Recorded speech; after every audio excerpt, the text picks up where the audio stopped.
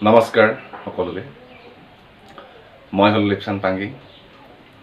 আৰু আপোনালোকে চাই আছে এন্ডলেছ যাত্ৰা এতিয়া যদি মই কোনোবা এটা লৰাক প্ৰশ্ন কৰো বা কোনো এজন লোককে মই প্ৰশ্ন কৰো লৰাই হোক ছোৱালী হোক যে লৰা মানুহৰ কোনটো পাৰ্ট সবচে বেছি এট্ৰেক্টিভ হয় বাহিৰৰ পৰা দেখোতে কোনটো পাৰ্ট সবচে বেছি এট্ৰেক্টিভ হয় তেতিয়া হলে তেওঁলোকে ক'ব যে বাইসেপ হয় বাইসেপ মাসলটো বেছি এট্ৰেক্টিভ হয় দূৰৰ পৰা দেখাত ধুনীয়া লাগে গতিকে আজি বিষয়টো হৈছে বাইসেপৰ ওপৰত বাইসেপৰ মই তিনিটা এক্সাৰসাইজ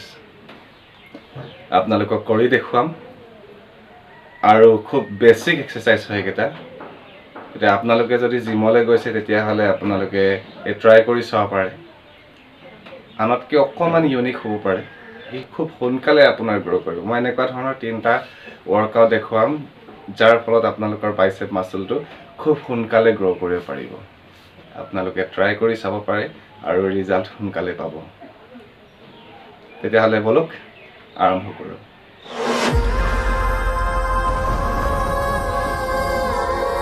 প্ৰথমতে আমি আৰম্ভ কৰিম বাৰবেল কাৰ্ল আমি শৰ্ট ৰেঞ্জত ধৰিম আৰু মিডলৈকে মাৰিম অৰ্থাৎ 90 ডিগ্ৰী এংগল হ'ব লাগে এলবো তেনেকৈ আমি যিমান মোৰ হিচাপ মতে মাৰিম আৰু ঠিক আগৰ হিচাপৰ সমানেই আমি মিড ৰেঞ্জৰ পৰা মাৰিম ওপৰলৈ তাৰপিছত আমি ফুল ৰেঞ্জ অফ মোশন মাৰিম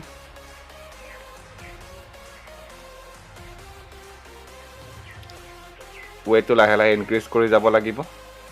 প্ৰতিটো সেটৰ পিছতে আমি তিনটা সেট ইয়াতো মাৰিম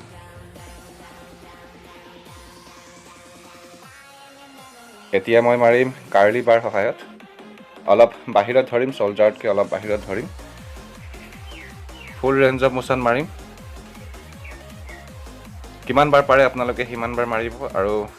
ওয়েটটো লাহে লাহে ইনক্ৰিজ কৰি গৈ থাকিব প্ৰতিটো সেটতে তিনটা সেট আমি মাৰিব লাগিব ইয়াতে খুব ধুনীয়া ওয়াৰ্কআউট আপোনালোকেও ভাল পাব মাৰি আৰু লগতে তাৰ ফলো আপোনালোকে খুব সোনকালে পাব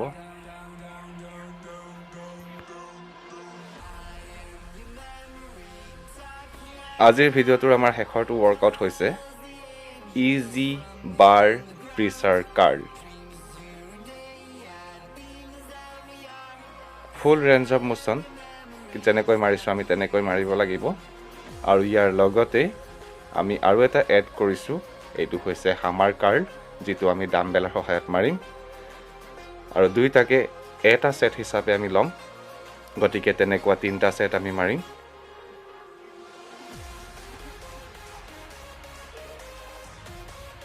আপোনালোকক দেখুৱালো আৰু আপোনালোকে নিশ্চয় ফল পাব এই তিনটা এক্সাৰসাইজ ময়ো কৰোঁ আৰু মোৰো গ্ৰো মই নিজেই লক্ষ্য কৰিছোঁ যদি ভিডিঅ'টো আপোনালোকে ভাল পাইছে তেতিয়াহ'লে কমেণ্ট বক্সত আপোনালোকে কমেণ্ট কৰি জনাব আৰু চেনেলটো যদি এতিয়ালৈকে ছাবস্ক্ৰাইব কৰা নাই কৰি দিব ধন্যবাদ